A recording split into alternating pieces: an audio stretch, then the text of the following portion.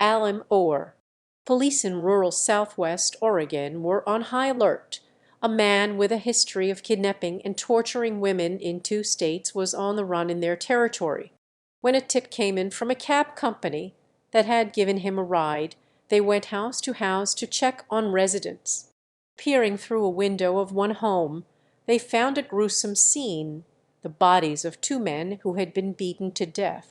The discovery Tuesday near Grants Pass, Oregon, was a bloody link in a chain of dramatic events that ended hours later with the suicide of the wanted man, 36-year-old bartender Benjamin Obadiah Foster.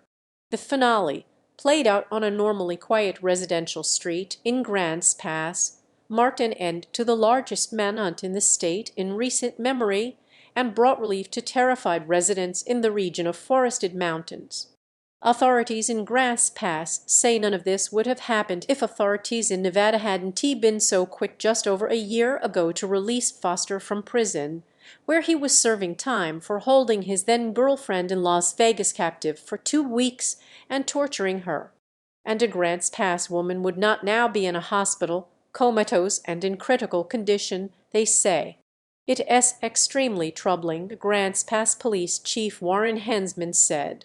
In the 2019 incident in Las Vegas, Foster broke 7 of his girlfriend's ribs, gave her 2 black eyes, choked her to the point of unconsciousness, and forced her to eat lie before she managed to escape, authorities said.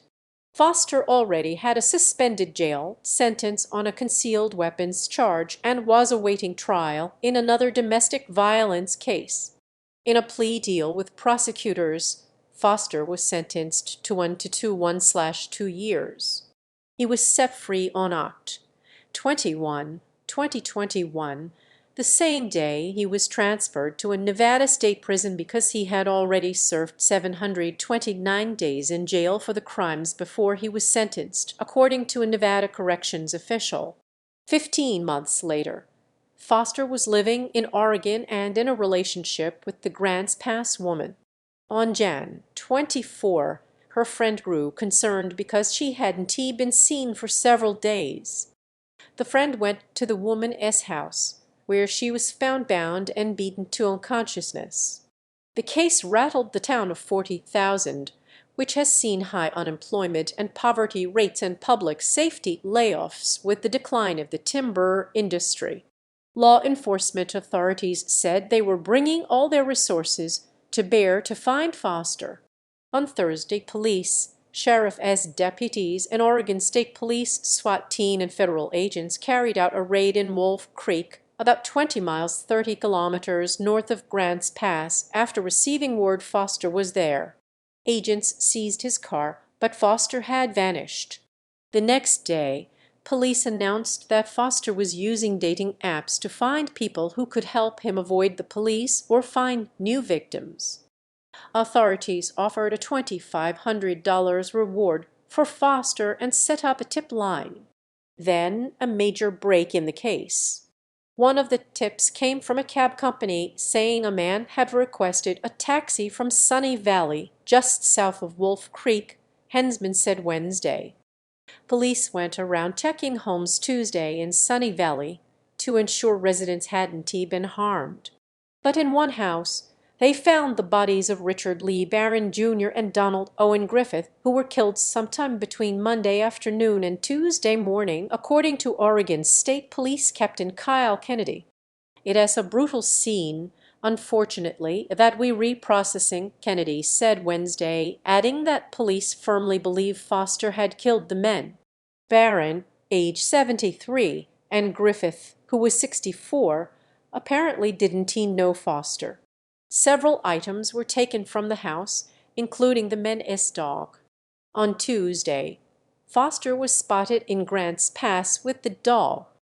Police rushed to the neighborhood, the same one where Foster's girlfriend had been found.